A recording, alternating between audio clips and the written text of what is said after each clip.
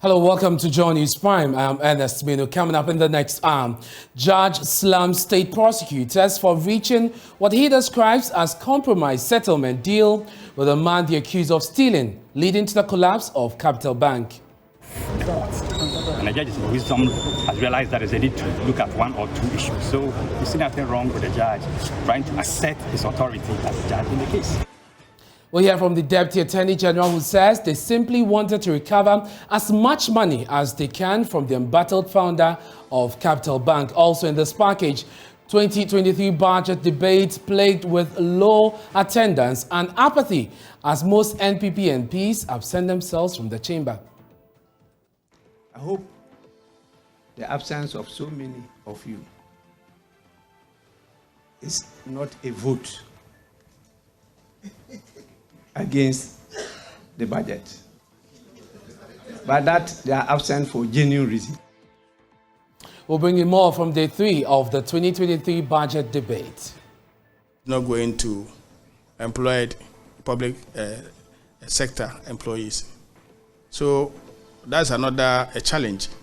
At least government should look at the extra gains we are making from this area to cushion. And Ghana Registered Nurses and Midwives Association set to embark on a strike action to drum home their demand for dismissal of the NSS Ashanti Regional Director, despite his suspension by the Secretariat. We'll bring you details of all that here on Joy News Prime. Hello again, many thanks for choosing us. I am Ernest Manu. He was facing serious jail time, accused of stealing, leading to the collapse of Capital Bank that left hundreds with locked funds and even more without jobs. Atuesian, who founded the bank, had fought the charges for 3 years, insisting he's innocent. But it turned out in court today that a day before an Accra High Court will seal his fate, Mr. Essien managed to convince state prosecutors to accept a settlement agreement that will see him escape jail and rather pay 30 million cedis and later 60 million. But the judge rejected the deal, slamming state prosecutors and insisting they appeared compromised.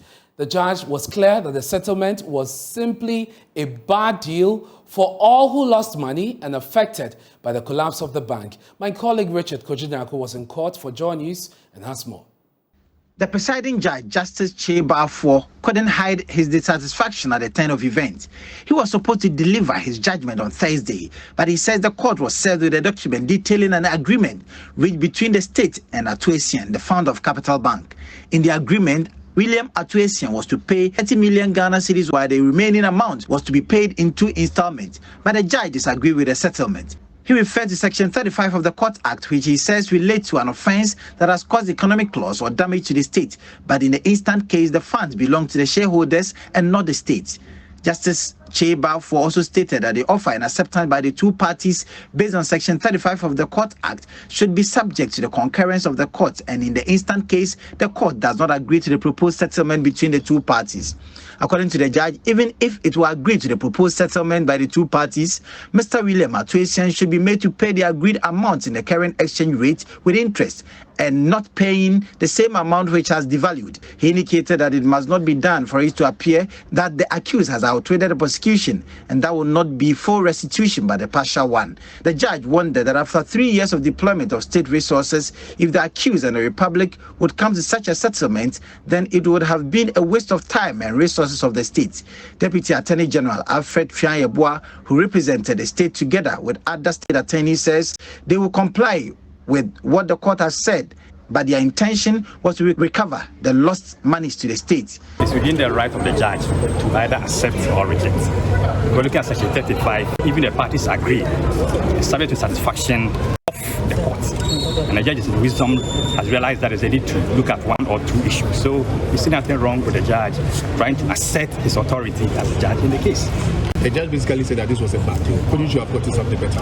Oh, it's a matter of negotiation. And you know, if you're looking at a case involving an accused person and the person makes a proposal, you also look at the proposal, consider, because let's take it. If you take a matter to court, it doesn't mean automatically you're going to have whatever that you are supposed to have. You need to bargain we came to 90 million. But the judge said, if there's a need to up it or do something extra, we have no problem with it because it's a duty of the judge to scrutinize agreements reached by parties. So you are now going back to the negotiation team? We are looking at the ruling. Perhaps we may go back or we may leave it to the judge to decide. The judge made a very profound statement that if you'd allowed him to have given his judgment, he would have probably convicted the accused person. You have gotten whatever you wanted. Why didn't you go through that process? I think the judge in his wisdom decided to adjourn. He made a proposal for the adjournment to the 8th, which later came to the 13th. So it's within his wisdom because we never prayed for an adjournment. After his ruling, we would have said he was ready to deliver the adjournment and we would have taken it like that. But he said he wanted to adjourn for the parties to consider the agreement again. We are not in any way aggrieved by the ruling by the judge. But that's in all this, the AG has been stating that he wants to ensure that monies that the state owes gets it back. Is this all part of the plan? Yes, in fact, that's the plan. Because you have instances where people have been convicted involving huge sums of money. They are sentenced, they go to prison, the state does not recover anything, we lose.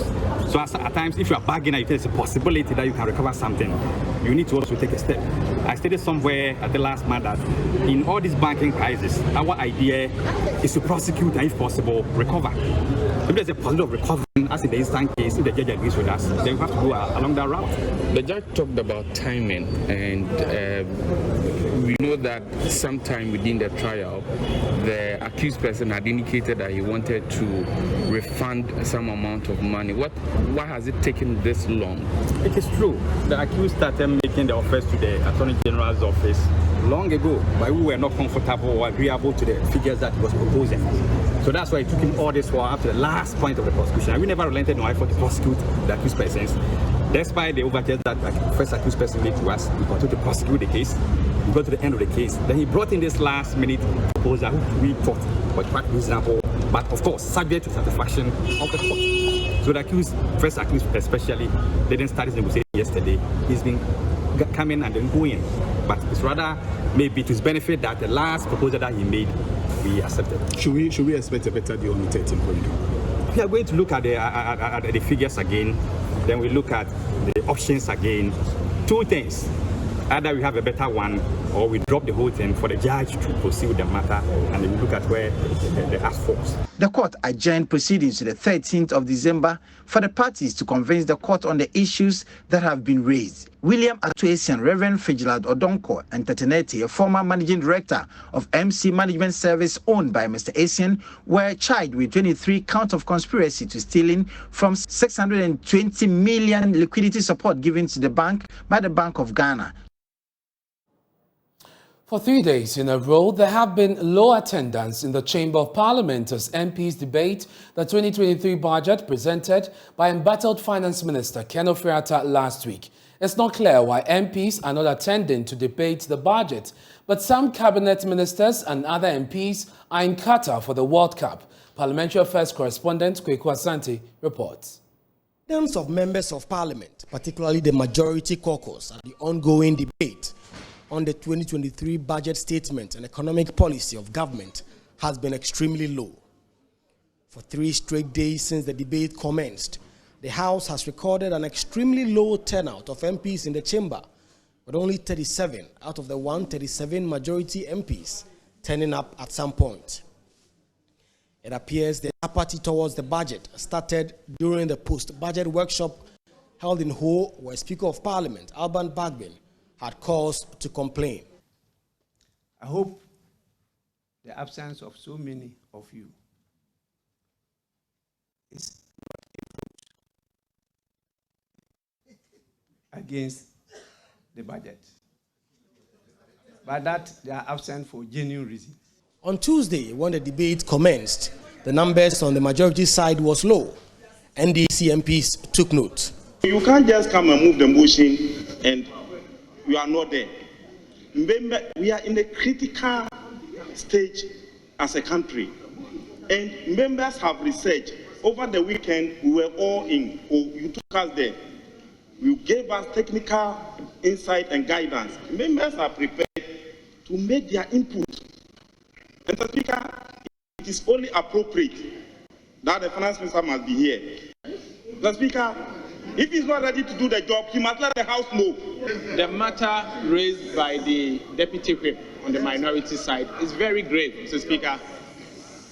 This attitude is becoming too much. Mr. Speaker, the practice where ministers of finance present budget and fail to collect input should not be entertained. It is becoming too much from this finance minister. You don't just present a budget and travel abroad or go and sit in your office. Mr. Speaker, we cannot accept this. It should come before we start the debate. It's also the absence of the majority members. Mr. Speaker, there are only 21. Meanwhile, the title of the budget is in Kaboom. How can we do a Kaboom debate when we are more than the people we are supposed to Kaboom? According to ranking member on the Finance Committee, Dr. Keselato Forsen, it appeared the majority MPs had abandoned the budget. Mr. Speaker, the mood in this House would tell you how hopeless the nation has become. Mr. Speaker, if you go out there, the mood on the street of Ghana will tell you that there's hopelessness in the system. Speaker, no wonder that the majority members of parliament have abandoned their own budget. No wonder. No wonder. Throughout the debate this week, there were several empty seats on both the majority and minority sides of the House. Indeed, some NPP MPs and cabinet ministers are in Qatar for the World Cup. NDC MPs are not happy that the NPP MPs are failing to attend a budget presented by their government. It's something that is alarming. I mean, it's not good sign to Ghanaians in this situation. We were expecting to support them to do government business whilst we are present, and now looking at 2 days ago and yesterday, the sitting, look at the numbers were present of NPP MPs. I was told 32, and then the last 19 or 20 something. I mean, looking at the numbers is not good. And so one would have expected that both members of parliament and even ministers of state on government side will be in the House to ensure that explanations are offered and that criticisms are responded to convince everybody so that we can all endorse the government's economic policy. Director of Advocacy and Policy Engagement at the CDD, Dr. Kojo Manu, is concerned about the absence of the President and some ministers as well as MP at this crucial time of the country. So I mean, this morning when I was coming, I was, I just felt like the political elite in this country and the elite in this country really have to wake up, because their attitude to national challenges is terrible. It's terrible, and I don't know how many chances we are going to keep getting as a country. One day we will not get that additional chance or some windfall or help that comes and save us. So I'm really, just really making a passionate appeal. And I mean, forgive me if, as I said, I use words that, sounds like harsh or, but given what we know about our economy, given the challenges we are facing, I feel insulted as a citizen, the way our leaders are behaving around these things. It should not cross anybody's mind, if you're a cabinet minister, if you're a minister, to be watching football when we are trying to fashion out a strategy to get out of this hell for many people. Well, Well, despite the low turnout in the chamber, some MPs are still sharing their views on the budget presentation. Member of Parliament for WASSCE, Godfrey Seidu Giselle, says the budget does not present any hope to farmers and players in the agricultural sector. In reading through, I didn't see the kind of aggressive responses that I was hoping to see. To be honest with you, I've read through the budget, and it appears it's the same focus sectors: crop stock sector, cocoa, mechanization, irrigation. And when you read through all the paragraphs, you don't see anything that is responding to the quagmire that we have found ourselves in. You don't see anything aggressive that is transformational. You see, the budget is hinged on a 7-point agenda. One of them is boosting, that's the third one, boosting local adaptive capacity, local productive capacity. So when I saw that theme, I was excited. I said, wow, okay, so I'm going to have to see some transformational direction and provisions in this budget statement that will be able to drive a transformation agenda so that we can do a lot of production and put this country back on the path of growth. So I was keen on looking through the subsectors to see what are the transformative measures that have been introduced. And I'm afraid to report that I didn't see anything, to be honest, because you see, we have gone through a challenge. There's a hydra-headed challenge that the agricultural sector is facing. One of it is we are confusing food security needs with agribusiness development. Now, you have to be clear what measures you are putting in place to achieve food security. You have to be clear what agribusiness development measures you are putting, i.e. processing into value-added products. Now, you see a mix of it. You are not sure which one they are doing. And for the last 6 years, we have spent over 3 billion Ghana cedis on a flagship program called Planting for Food and Jobs. Now, you ask, how many people are benefiting? They tell you 1.5 million farmers. And then you ask, in what way are they benefiting? They tell you that they give them improved seed at subsidized prices.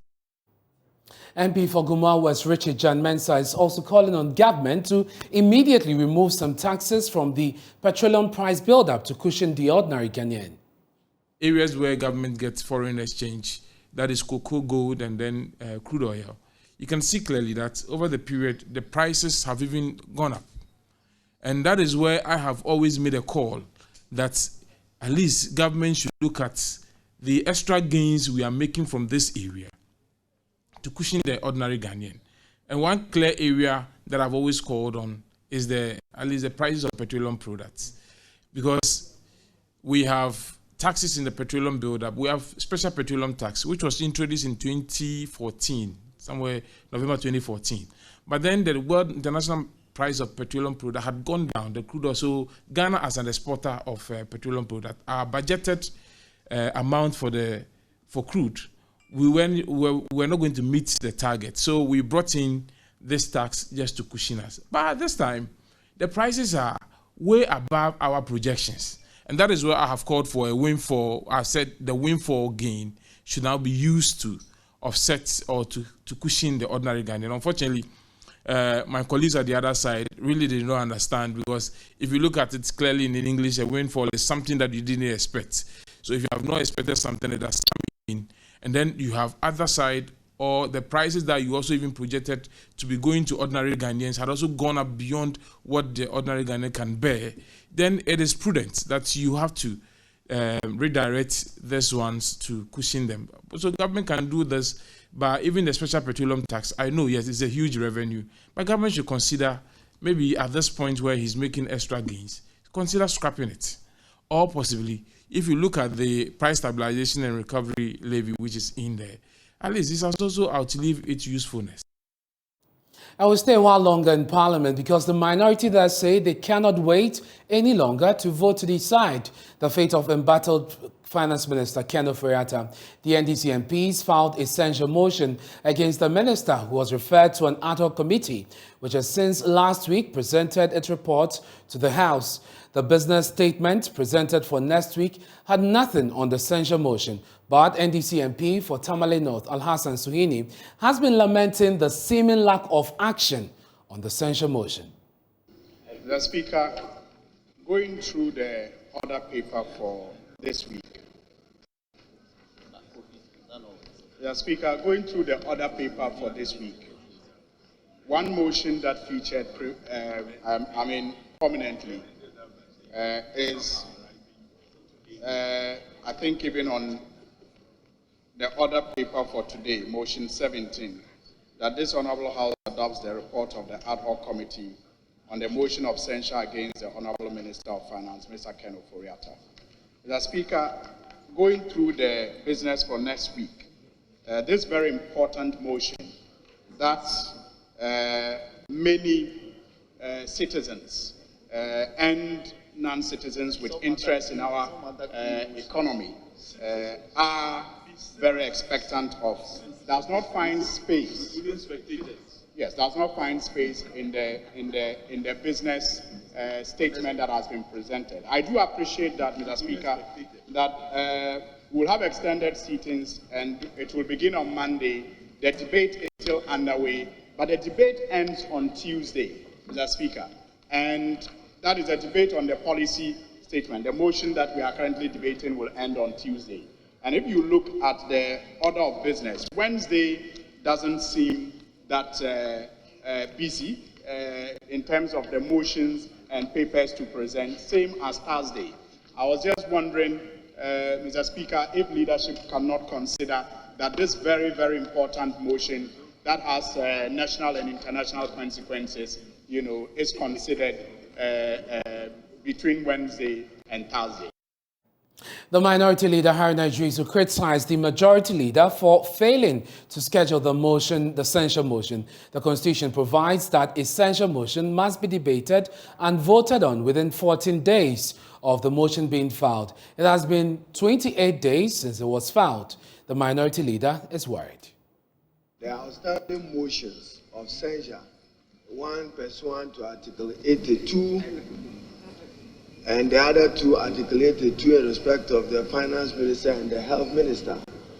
Mr. Speaker, if we are not able to take them today, we will assume rightly that they are to be deferred to be part of the business next week. And therefore, you must accordingly direct the chairman of the business and the business committee to take note. And then, particularly on the motion of censure in respect of the Finance Minister, the words in Article 82 does not give Parliament perpetuity to discuss the matter. We are within defined time limits to consider the motion and take decision as appropriate. So whatever committee has been set up, we need to bring closure to it. I'm aware that it may be an exercise in failure if I don't get the cooperation of the majority, because they are now backtracking, Mr. Speaker. Those courageous 98 gallant MPs, okay, majority MPs, as our co-leader at his press conference, if they cooperate, Mr. Speaker, we will be very successful in getting a new Minister for Finance for Ghana and exiting Ken Ofori-Atta. If you don't cooperate, our exercise may end in failure because we don't have the threshold of the 2/3 majority required of 183. Some people may change their mind after today, and you may change your mind to come and support. So, Mr. Speaker, those motions, and for me, it's for the record. I want us to vote on them, secret ballot. Then my side gets registered where we stood in the course of history and time when this country was subjected to unacceptable hardship. Let's go to Zoom now. We are joined by Dr. Rashid Rahman, who is the Executive Director for the Africa Center for Parliamentary Affairs. Doc, I'm grateful that you could join us. Let's start with the issue of attendance in Parliament and the apathy that has greeted the debate of that crucial budget. What do you make of the absence, especially of NPP MPs who are also ministers of state? Well, it's quite unfortunate that at this critical moment in our history, that a budget that is supposed to define a critical path for us into the future out of this very difficult situation that we all find ourselves in. You get into Parliament and the expectation will be that this is a time that you are going to have 100% full participation, even if the time that is, allocated to debating the budget is woefully inadequate because globally, best practice dictates that, Parliament and members of Parliament must have a minimum of 3 months to debate the national budget before the appropriations bill is passed.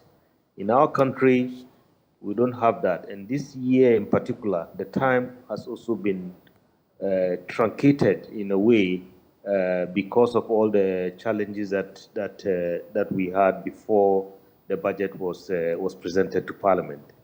And to find our Parliament in a situation where even with the reduced number of days and hours, members of Parliament do not show up in the face of all these difficult times that we are in. Is quite unfortunate. That's the least that can be said. Do you see this as a leadership problem? Because all of this is coming at a time when the president himself was not in the country when this crucial budget was being read. The finance minister, after presenting the budget, as we know now, is in Germany. And ministers of state have followed, others in Qatar as we speak. We see their pictures on social media. Is there a leadership problem? Well, I guess you have painted it quite clearly. But for me, I think from a parliamentary perspective, I just simply think that, we find ourselves in this situation because, first of all, I think everybody was warned. When the president was warned, the majority caucus was warned about what is going to happen during this budget debate. So we are seeing some signs of that. And you are referring to the protest by the 98 MPs who say they want Ken Ofori-Atta out. You think their action is what is playing out now? Part of it is what is playing out now, because honestly, one cannot understand and one cannot explain why at this critical moment. This is a budget that, you would expect that all MPs will be jumping, because life is biting everybody in our country, whether you are NDC or MPP. And this is a time that, this should be looked at, the economic policy of government should be looked at with eagle eyes. Yet, people don't care. And then the biggest challenge is the fact that, there are no consequences for inaction. What do you think this will do to the censure motion, which is in limbo right now? The minority MPs themselves are not happy that this is not being given the attention it deserves. What do you think will be the fate of Ken Ofori-Atta as far as this motion is concerned? Well, I think it's quite clear, as even the minority leader has indicated, this is an exercise that's going to result in failure. There is no way they can remove him given the excessive partisanship we see being demonstrated in the House. But I think, like he rightly said, they want to record their name in history so that when tomorrow we are writing the history of our Parliament, at least we will know where a number of MPs from the minority stood when it came to dealing with this difficult issue. And so as for removing him, his fate, I think his fate is decided already. Nothing is going to happen to him, regarding this censure motion. But I think the MPs want to record their names. And again, as we are hearing, they are in violation of the Constitution. The 14-day threshold is passed and so on, but nobody cares. And in our country, life goes on. What do you think should happen, at least from the leadership of Parliament, from the Speaker down? Well, I wish there was any other way of having a different way of dealing with this. Unfortunately, we are 2 years away from elections, and that's the only time we can bring about some change. Well, we'll leave it here. Thank you very much for your time. Dr. Rashid Draman, Executive Director of the Africa Center for Parliamentary Affairs. The Ghana Registered Nurses and Midwives Association is set to embark on a strike to drum home their demand for the dismissal of the NSS Ashanti Regional Director, Alex Opoku-Mensah, for allegedly verbally assaulting a nurse at the Mampong Government Hospital. Now, following the expiration of the 72-hour deadline, the association has directed the nurses at the Menchia Government Hospital to go on strike Friday, December 2, 2022. In a statement earlier released by the association, it says that in view of the fact that 72-hour deadline given has expired today, 1st December 2022, we require all leaders of our regional branch and all nurses and midwives to take note of the following. 1. Friday, 2nd December 2022, Menchia strikes. Tuesday, 6th December 2022, Ashanti region strikes if the regional director is not fired. Friday, 9th December 2022, nationwide strike. We expect National Service Scheme and government, for that matter, to sack Mr. Alex Opoku-Mensah, and we hope they do that without any further delay to avert disruptions in the nursing and midwifery services across the country. And so that is a statement put up by the Nursing and Midwifery Association, and we'll be going via Zoom shortly to speak to the director, the president of the association. But meanwhile, government management of the National Service Scheme has suspended the embattled Ashanti Regional Director, Alex Opoku-Mensah. They also released a press statement today in which they say the suspension takes effect immediately. The statement also added that the decision has been communicated to the embattled director. And there you have the statement on your screens. It says management of the National Service Scheme has suspended the Ashanti Regional Director, Mr. Alex Opoku-Mensah, with immediate effect. The announcement of the suspension was made yesterday at an emergency meeting the management of the scheme held with Mr. Alex Opoku-Mensah. The management decision is to allow further investigation into the alleged verbal assault on a nurse on duty at the Menchia Government Hospital in Kumasi. Meanwhile, a committee comprising representatives of the National Service Scheme, the Public Service Commission, and the Ministry of Education has been set up to investigate the matter and to submit its report to the NSS management within 1 month.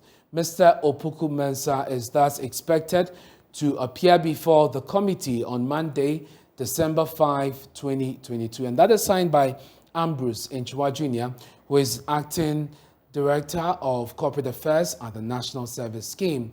You're watching Joy News Prime with me, Ernest Manu. We're taking a short break. When we return, we'll bring you some more stories. Please don't go away.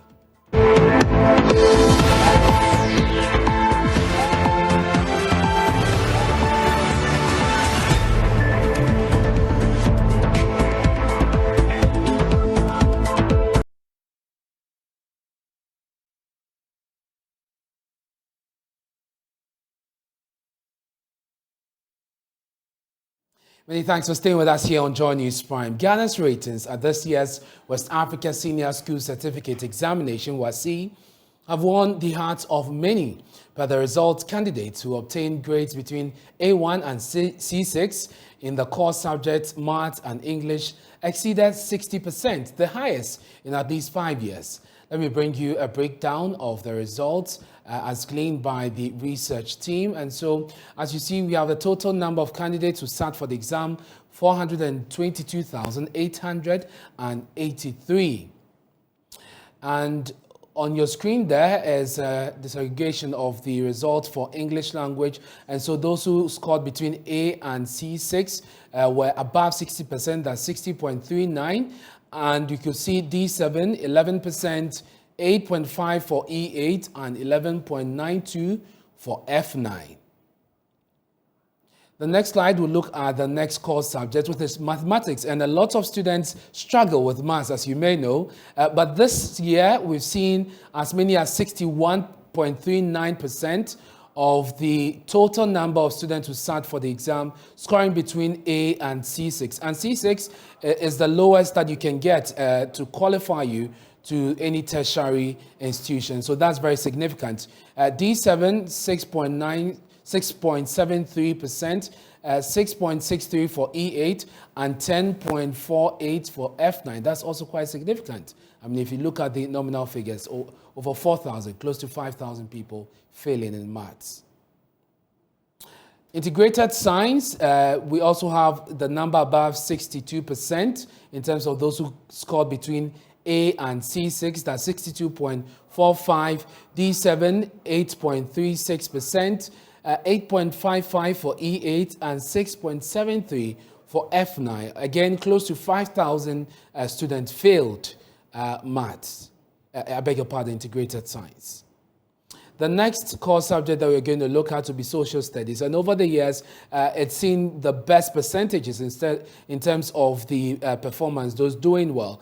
And this year, again, we have as high as 71.51% scoring A to C6 for social studies, D7, 8.21, E8, 6.12, and 9.67, that's for F9, again close to 5,000 failing social studies. So let's do some comparative analysis, but before then, there were some issues, infractions. So we have 3,845 subject results that were cancelled. So these are individual subjects, and the reason given was that many of them had foreign materials on them in the examination hall.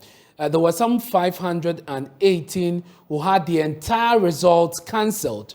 And again, the reason is that they had mobile phones on them in the examination hall. Now, 117 of those participated had the entire result of candidates withheld, and that is under investigation. So there's some hope for those 117 in the event that you're exonerated after the investigations. Otherwise, they will join the 179 schools that have candidates' scripts also under scrutiny. And there's another category that would not receive their result at all because that has been determined already. And when you do the comparative analysis, so we are looking at 2020, 2021, and 2022. When it comes to English, we see that there was a dip in the result for the year 2021, but it's gone up this year to 60.32, which is better than what we saw in 2020. That's 57.34. Again, when you look at core mathematics, this year we are seeing an improvement of the performance from last year, but that is still lower than what we recorded in the year 2020. 2020 was 65.71. This year we are seeing 61.39. So even though it's an improvement of last year's performance, it's still below the performance rate for the year 2020. Integrated science has also seen a decline from last year. Last year, 2021, 65.70, which was a vast improvement from the year 2020. But then we're seeing that it's further declined to 62.45 this year. And then when it comes to social studies, the performance has been increasing steadily. So 64.31 in 2020, 63.03 in 2021, and this year you have as high as 71.51%. The West African Examination Council, WAEC, believes measures to avoid leakages and urge students to give off their best led to the stunning results. Reacting to the results, the head of public relations at WAEC, Ernest Kojo, explained they put in place measures that ensured candidates gave off their best. Spoke about the standard of the papers. They indicated that the papers were comparable to that of previous years. They added that the questions were drawn from wide spectra of the syllabuses. The chief examiners also indicated candidates' weaknesses and strengths, and they listed some of the strengths of the candidates' ability in some of the subject areas, as well as their weaknesses. And then they gave us some suggested remedies.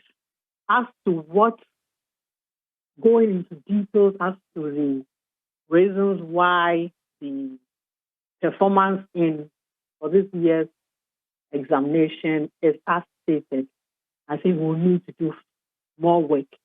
And I think that the Ghana Education Service, the Ministry of Education, will be the best parties to come out with. So if you look at integrated science, you have some of the suggested remedies is for candidates to be taught to understand the rudiments of scientific concepts, improving their knowledge of scientific terms. When you look at a subject such as English language, candidates are advised to do more reading and to read around to be able to gain mastery of the subject areas. So these are some of the recommendations that we have from the Chief Executive. Kwesi Kwarteng speaks for the Education Ministry. He joins us via Zoom. Mr. Kwarteng, thank you very much. How is the ministry reacting to the results released today? Yeah, very good evening to you and your viewers. For us at the Ministry of Education, particularly the Honorable Dr. Yosebijum, this results really does not come as a surprise, even though we appreciate the results and the efforts of our students and WASSCE and all stakeholders who help with the organization of the exams. It is not so much of a surprise because if you look at the kind of work that we really put into, especially at the SHS level and other levels of education, we were indeed expecting such outcomes. For instance, if you look at the secondary schools levels, for instance, there were some special trainings for in the areas of mathematics and science for teachers. So teachers within were teaching students mathematics and science, for instance, we had a special training for them to enhance their teaching, or what you may call it technically, their pedagogical skills. Again, through the intervention of the ministry, we provided core textbooks for all students, core subject teacher training, digitized materials, for instance, were disseminated to all teachers, and some level of remedial packages we delivered to all students to also help them, to catch up, especially if we look at some selected low-performing school, for instance. Right. There was some enhanced, remedial activities for them. So cumulatively, we believe that all some of these efforts that is bringing this outcome. But I want us to briefly, because of time, Mr. Kwarteng, let's talk about math and science. For a country that is looking at improving STEM education, even though we've seen a general improvement of the performance from last year, when you take science and maths in particular, especially science, you see that the performance is not so encouraging. In fact, for science, you see a decline in the performance as compared to last year. And you say that some special arrangement was done. Going forward, what is the ministry's plan to improve that aspect of our education, especially because we believe it is the future? Yeah, generally, if you look at English language, mathematics, and science, for instance, you realize that there were some fluctuating trends, the performance of candidates over the 3 years period. But of course, to put it in a very proper perspective, you have to look at it from, for instance, go beyond even 2020, 2021. You look at it from up, let's say, for the past 8 years, for instance. It is only 2020, 2021, and 2022 that you have students, at least more than 50% of them passing in all these categories. Let me, for instance, point you to, let's say, in 2015, for instance. Indeed, you had 57.4% of students who passed social studies, but 32.4% of them passed mathematics. What it essentially meant was that only 32.4% of students were eligible to go to the university. Right. But this year around, you are having, on average, cumulatively, a minimum of 60% of students who have the chance or are eligible to go to the university. So yes, of course, we acknowledge that there is more room for improvement, especially if we look at it within the view that there were indeed some fluctuating results relative to English, mathematics, and science. But generally, for the record, it is only this year that you are having an average of 60% pass in A1 to C6 in all the core subjects. Right. And again, thank you very much. It is imperative to state that between 2020, 2021, 2022, who are predominantly are the free SHS graduates, they had an average of 50% passes in all the core subjects. So, contrary to the general assertion that increasing access rather decrease quality, you realize that the statistics are not really support such. Thank you very much, Kwesi Kwarteng. He speaks for the Education Ministry. This is Johnny's Prime. We're taking a break and we're